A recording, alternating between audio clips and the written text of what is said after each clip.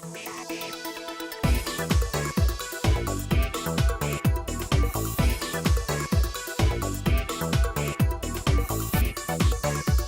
to Speaking of Schaumburg. I'm Village President Al Larson. In this episode, we'll be joined with Dave Lawry, Director of Engineering and Public Works for the Village. Then we'll talk to Scott Felgenhauer from the Schaumburg Jaycees. We'll close out the program by talking with Mary Wroblewski from Schaumburg Township. All of this and more today here on Speaking of Schaumburg.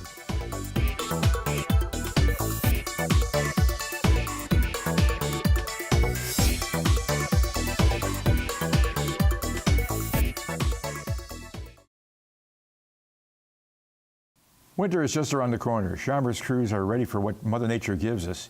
Here to tell us more about Schaumburg's winter operations and to share safety tips is Dave Lawry, Engineering and Public Works Director for the Village of Schaumburg. Well, welcome to Speaking of Schaumburg. Good morning, Mayor. Thanks for having me. Now, you've got a dual title here. You got engineering and you got Public Works. Yes. We get the technical side and a little bit of the operation side. So the two work very closely together, especially when we're dealing with any kind of capital program or capital projects such as roadways and utility installations. How do you prepare the village for the coming season? Well, each year we get together by the end of October. We have a one-time event down at the Public Works Department. We have a luncheon we serve for the guys, but then they have a little contest, and that contest is getting the equipment ready and who does the best job getting their equipment ready. Oh, really? So it kind of works out well for them. What kind of award do they get? They get a little gift card, compliments of the village, and then and in exchange for that, we have all the equipment up and ready to go by the end of October. Okay. And what happens if like last year, big snowstorm, right? At the beginning of the season? Right. Last year, it was the weekend before Thanksgiving. We had our largest snowfall of the year. It was the 5th largest first snowfall in Schaumburg on history. So that, normally you like to start out a little small and work into it a little bit to get the rust off the plows a little bit, as they say. But this allowed them to, or required them rather, to have to get out and muster quite a bit of effort. How do you handle those phone calls that come in pouring in about blocking off their people's driveways? Well, we get those. That's typical, and we have this conversation every year. But part of our need to remove the snow from the streets will push snow into people's driveways and along their yards along the roadway. But we ask anybody that you think that you received an inordinate amount of snow, give us a call at Snow Command, and that all the information can be found on our website. And we'll go out there and look at it. And if indeed something unusual happened there, we will remove that snow for you. But the normal accumulation, the normal effect of plowing the streets, we ask that the residents take care of that. Now, there's kind of a unique way of plowing cul-de-sacs. How do you do that? Well, cul-de-sacs are contracted, actually, in Schaumburg. Okay. There's over 400 cul-de-sacs in Schaumburg. We contract those out. And because cul-de-sacs are low priority, because we pay an additional fee for that, we try to wait until the storm.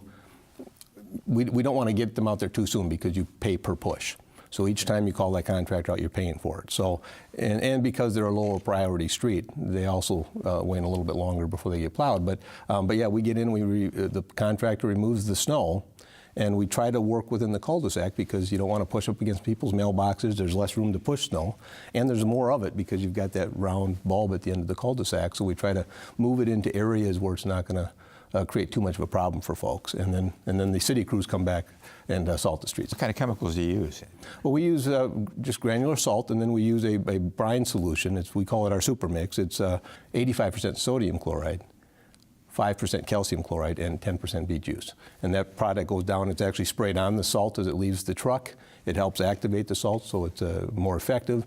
And then we use it as anti-icing too. We'll spray it under certain conditions prior to a storm, so it creates the snow or ice from bonding to the pavement. The beet juice, what it actually does, it helps adhere to the pavement and helps maintain a residual in the pavement. It actually has no effect on the snow itself other than helps retain it on the pavement longer, so it's effective longer. How long have you been doing this, Dave? I've been doing this about 30 years now in business here. So. Okay. And where were you before? I was with the city of Elgin for 23 years prior to that, and I've been in Schaumburg almost 3 now. Now, my understanding is that you don't just contract out for snow removal, you also bring in some other people on a part-time basis. We do. We have 50 crew that are available to us for any given storm. For a full call-out, we would need 32 people. And so we have 50 labor staff at any given time. But due to sickness, due to time off, due to holidays and whatnot, we occasionally need some additional help. So we work with our HR department, and this year I think we're up to about 24 supplemental snow drivers, we call them, and they're brought on and called as needed to Are supplement the work. Are they village employees? In some cases, they are.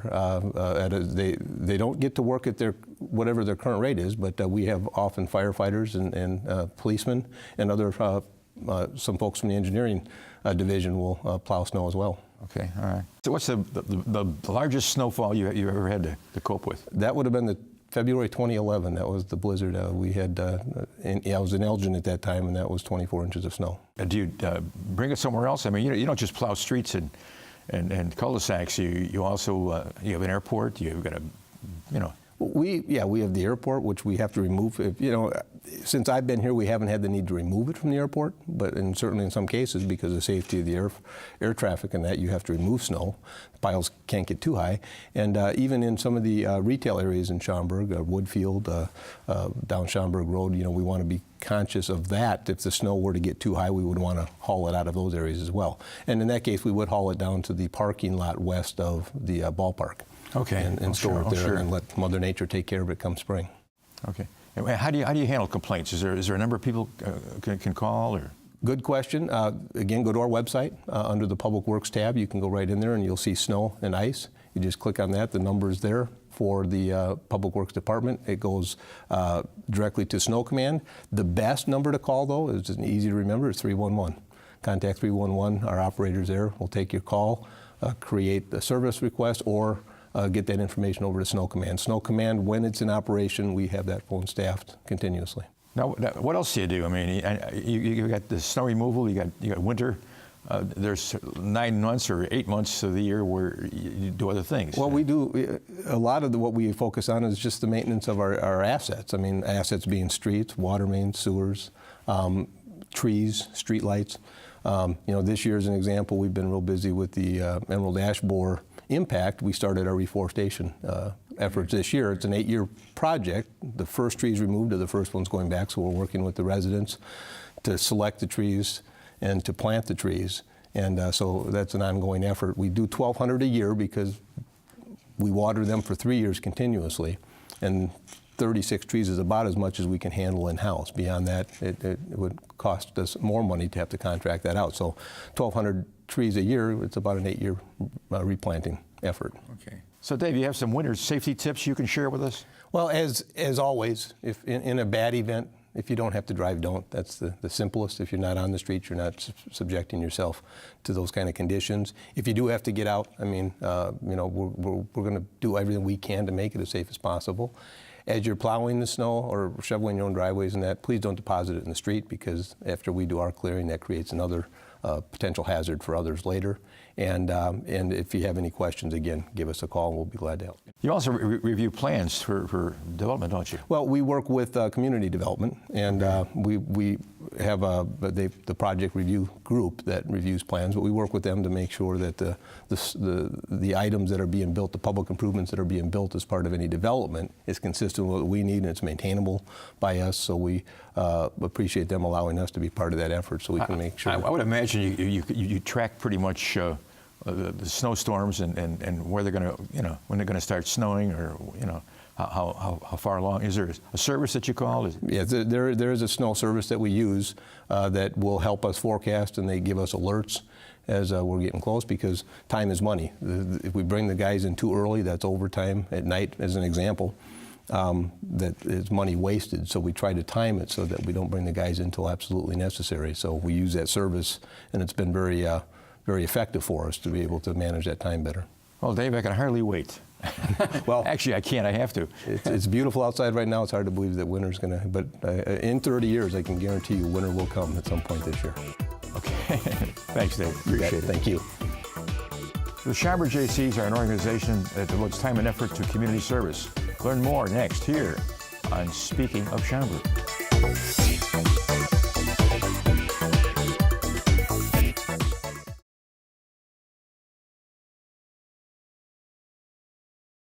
The Schaumburg Jaycees coordinate many community events throughout the year. Scott Felgenhauer is here to tell us more about their Wish Tree project. Welcome to Speaking of Schaumburg. Thank you very much. I appreciate you inviting me back again. Well, tell me about the Wish Tree. Yeah, so this is a project that the Schaumburg Jaycees, and let me take a step back, the Schaumburg Jaycees or the Schaumburg Junior Chamber, but we go by the Jaycees. We've been doing this project now for 33 years. We are a young person's organization from 18 to 40 that help build leadership skills through community service projects, specifically as this one. And what it is, it's a way for the community to get back involved in the holiday spirit. We partner with the Prairie Center of the Arts upstairs to provide 80 to 100 children in the area with gifts on Christmas morning, essentially. Okay, and you've already got your families picked? Well, the families have been picked. They've been selected through the township. What the families do is they apply to the township. Once selected, we get contacted with those families. We reach out to them. We try to identify 3 different items that the children would want. First one is usually an article of clothing. The second one is some kind of educational item, whether it's a book to read, a software game, maybe a pen and pencil set or something, and then the third one's a toy. Most children like to have toys, and we want to make sure that we're putting a smile on their face in the morning. But those names have already been selected. And after tree lighting this past weekend, the tree did go up in the lobby area by the box office, and the names are on the tree already. As individuals come in, we're going to be in for a half hour before every show that they have for the Nutcracker upstairs. Okay. They can come in at those times, select a name. We'll write down the information, give them information on when to return the gift, and then they can come back and once everything's done, bring us the gifts back, and if they're wrapped or not wrapped, that's fine. We'll take care of that as well. But the names have been selected. They're on the tree. And also, if you can't make the time prior to the shows, the people up in the individuals in the main box office upstairs, they can handle that as well. Anytime, as long as the building is open, there's somebody there to collect names. How many participants do you have this year? Yeah, so right now, last count I saw was about 85. We usually get between 80 and 100. Which, it's one of those things where with the economy improving, it's kind of nice because we're getting less people that are actually looking for assistance, but we're also getting more people that are looking to help, to donate, to be able to find out, to find ways to give back to the community. So we're kind of getting the best of both worlds right now. The needs going down and the desire to help out's going up. Okay, so you have a tree in the lobby of the Prairie Center. Correct. And it's been decorated with slips of paper or ornaments. Correct. Yeah. That have the name and the address of a family, right? Well, it does not have the specific address to the family. What we get is it'll say girl 9 years old, boy 11 years old. So what we don't want to give out too much public information, just safety reasons. But what we'll do is we'll actually the Village Township will provide us with the names and the numbers. We'll call the families, get what they're looking for, and then we'll put it on the ornament. And then each ornament will have a number. So when the individual comes to collect those ornaments, we'll write down who actually collected the number, so we know how to contact them when we're looking for the gift back. And then we'll attach it to the individual child's profile, and then that way when they come in, we know where to send them back out to. And typically, once we get all the gifts back, what we'll do is deliver them usually 1 week prior to Christmas. That way, if the parents wish to send them back out to have Santa deliver them on Christmas morning, they could do that. Or if they want to have them come from themselves as well, they can address it appropriately. But that way, that gives them the time and the option to be able to deliver the gifts on Christmas morning as they see fit. How long have you been doing this? I've been doing this since 2004. So this is my 12th year. I have this year become what's known as an associate member after 40 years old. You're a non-voting member, but you're still a member of the Jaycees. We actually had our 50th anniversary this year. We've been around since 1966, and we had a 50th anniversary celebration. And Michelle Goodrich and myself were actually presented with our senatorships. So now we're lifetime members. So they keep finding ways to keep me coming back around to help out. But it's great because it's a very easy way to give back. And there's always, it's fun individuals that are looking for new ways to create projects, to get involved with the community, and it's literally fun but yet rewarding at the same time. That's just one of your projects, the Wish Tree. Mm-hmm. What are some of the other projects that the Jaycees So we had, we did Thanksgiving food baskets as well. We had 10 families that we went shopping for, delivered them the food the Saturday prior to Thanksgiving. We try to give them enough food for the whole week so they don't have to worry about getting anything during the Thanksgiving celebration. So we did that a couple weeks back. Along with Wish Tree, we do different things. One that's also being sponsored, I believe, by the village. We're handling or we're participating with the mobile holiday packing event over at the Renaissance on the weekend of December 10th, I believe. It's a 3-day event through Feed My Starving Children, which we do quite a bit with as well. Sure. That's a great organization that they're always looking for the labor, and it's amazing how many children you can help out in such a short time just by putting the time in. It's interesting. So it's more than just a wish tree. And it is. There's, we get involved with, our biggest fundraiser of the year is Septemberfest, which obviously has a great turnout every year. On the nonprofit day on Monday, we handle all the beverage sales, and we'll make enough there to help support a lot of these holiday projects and throughout the course of the year. We've done other things with Wings, which is another organization where we do a lot of drives for clothing drives, furniture drives, whatnot. We do a lot with Camp New Hope, which is a burn camp down in Southern Illinois for other children that have different ailments with them, make them feel like children amongst others that are in the same situation. Special Olympics, we do a lot with Special Olympics in terms of providing labor for their award ceremonies and stuff like that. So there's a lot more that goes on to it than just the holidays, but the holidays literally from Labor Day weekend through the end of the year, it's when the bulk of our projects happen because there's a lot of opportunities to be able to give back. So if somebody wanted more information about the Jaycees, sure.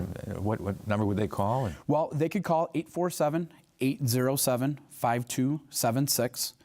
We could be reached at SchaumburgJaycees.org as our website, as well as SchaumburgJaycees1966@gmail.com is our email address. Where do you meet? Well, we meet the second Monday of every month at Pilot Pete's over at the Schaumburg Airport. And we have there's a balloon room in the back that they've been gracious enough to donate to us for our space. So since we're always giving back, it's nice when others help us to do so. Oh, sure. And it's at 7:30 on that Monday. And usually they last for about an hour, hour and a half. We review all of our upcoming projects for that month. We typically try to do at least one social event and one project each month to keep everybody engaged and involved. All right. Well, great. good to see you again. Yeah, you as well. Thank you very much. I appreciate it. Don't leave yet. I'm not going anywhere. All right, good. Schaumburg Township prides itself on providing social services to over 130,000 people within 7 villages. Learn more next here on Speaking of Schaumburg.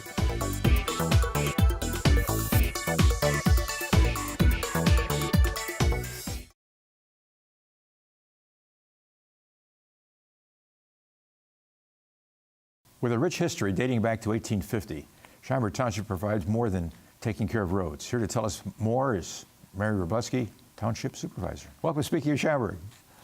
Thank you. Now tell us what a supervisor does besides supervising. Well, supervisor is kind of like the CEO of the township. The board makes the decisions and I just help carry them out and look for new programs to do and just keeps the township running. How many people are on the township board? There's 5. There's 5 of us, including myself. So there's 4 trustees, and they're all longtime residents of the township and kind of represent the township, young, old. What are some of the programs? The senior program is probably one of our biggest and most popular. We have the ever popular senior bingo on Thursday with lunch. Is that every Thursday? Every Thursday. The seniors love it. It gives them a reason to get up in the morning and something to look forward to. My mother used to love to go to that. They have, the lunches are really good, and we have a new cook that has done a great job with those meals. And they also help with the seniors with all the different programs that come out, making sure that they get the benefits that they're entitled to. They also have an exercise group, a walking group, just many other different things. And we're looking to even expand those more over the next year. So you actually cook for seniors? They cook. They do a great job. They're great cooks. Where do you post the menu? Post it for the seniors. You want to come? You're welcome to come any Thursday you want to come. I was thinking about that. Is it lunch or dinner? It's lunch. Okay, all right. And then bingo to follow right after. Okay, all right. How many people come out for that? About 120. We have to have people reserve it because it's so popular. Really? Now, you cover Schaumburg Township, which is more than just the village of Schaumburg. So what are some of the towns? Hoffman Estates, Roselle, Elk Grove, Hanover, and then just little bits of pieces of a couple other towns. But How long have you been doing this, Mary? 16 years. I was a nurse, and I Okay. ran big OB departments. I supervised the delivery of 60,000 babies. So No, not personally. no, not personally, but the staff that did that. So Okay. no, I've been elected 4 times, and I really appreciate that the people of Schaumburg Township have let me do this job. I think it was a good fit being a nurse because you're caring for people and making sure that they get what they want and what they need. And also being a hospital administrator, I did a lot of budgeting, which the township has had a balanced budget for all of those 16 years. Okay, well, that's great. Name some of the folks on your board. Diane Dunham has been on the board the same 16 years like I have. Bob Vintage has been involved in the township for many years, Jeff Mytek, and then Nimish Johnny, who is our newest member, and he's been there. He'll be going for his 2nd term on the board. Where do you meet, and how long does it take? And We meet at the township once a month, but we many times have committee of the whole meetings, just like the village does. And the committee of the whole meetings is where we usually do most of our talking about different topics. So, by the time you come to a board meeting, if you just came to the board meeting, you would think, oh, everything is cut and dry and most of the votes are, 5-0, but that's not the truth because we have the committee of the whole meetings. And then some of our employees come to those meetings and they're welcome to give their input about topics too. It's a very open, kind of informal committee of the whole meeting. But while the township meetings are much more formal. where are your meetings held? At the township office, which is right down Schaumburg Road next to the post office. Okay. And you've been doing this for, you say 3 terms or 4 terms? now? This is 4th term, yes. 4th terms? Yeah. Have you ever been opposed? Yeah, I've been opposed a couple times. I think there's only once I wasn't opposed. Okay. So, that goes with the territory. It's good for the process to have give people a choice. And hopefully they'll choose me again because I love what I do and I love helping people. And I think we've done a good job. We've got a balanced budget, unlike the state of Illinois or the federal government. And we've been able to increase programs without increasing, taxes very much. What are some of the programs? Well, the clerk's office, we do passports, you don't have to wait, very friendly service, notary service. We have the buses that the seniors use to get around the township. They could take them for the doctor's visits, going to the grocery store, going to the beauty shop, etc. Who do they call for that? They just call the township, and they just have to make a reservation, and then the bus drivers pick them up. And our bus drivers are really friendly and help them carry their bags in and everything. So they're more than just a bus driver. They're pretty much, I think most of our people that ride our bus would say that they're friends. How many buses do you have? 7. 7. So if I wanted to take a bus to Woodfield, I could just call the township? Yep, you can call a township and they would take you. Really? Yeah. You don't have to be a senior? Well, I am a senior. They would take you because you are a senior. Yes, you have to be a senior or disabled, right? Okay. It's not just for anybody. Okay. Do you have to sign up? Is it just? You just call into the township and say, I want to register for a bus ride, and they will do that. Does it have to be just in Schaumburg Township or? Oh yeah, you have to be from Schaumburg Township. Okay. The other service that we're really gearing up for right now is the food pantry. That's probably another one of our big services that I didn't mention before. The food pantry has doubled in size since I took over as supervisor. And we rely on the generosity of the businesses, the churches, and the people of the community to stock the shelves. And we've been very, very fortunate because the people of the Schaumburg Township are just extremely generous, and the businesses and the grocery stores, everybody helps out. And so we're able to feed between 600 and 700 families every month. Wow. Yeah, a lot of people. I assume you have to sign up for that too. Right? Yeah, they just need to make an appointment. Unlike some other food pantries where they just give you food, our food pantry lets you come in and choose what food you want. Oh, really? Yeah. And you said that you cook for folks. So there's hot meals. It's not just the cold cuts and. Right. No, they have a hot meal on the Thursdays when they come in. Now you also work with the village of Schaumburg, don't you, on our senior center? We're good friends, and we help each other out when we can. Right. Okay, all right. We take people. The buses take people to the barn for their activities. So, Okay. and to the park district for their activities as well. I mean, what are the hours available for calling? The township is open from 8:30 in the morning till 5 o'clock at night. And that's a building on Schaumburg Schaumburg Road, just next to the post office. Post office, yeah. Well, I look forward to more interesting items from Schaumburg Township. Thank you, Mary. Okay, thank you. That'll do it for this edition of Speaking of Schaumburg. Join us again next month for an all-new episode. Until then, I'll see you around town.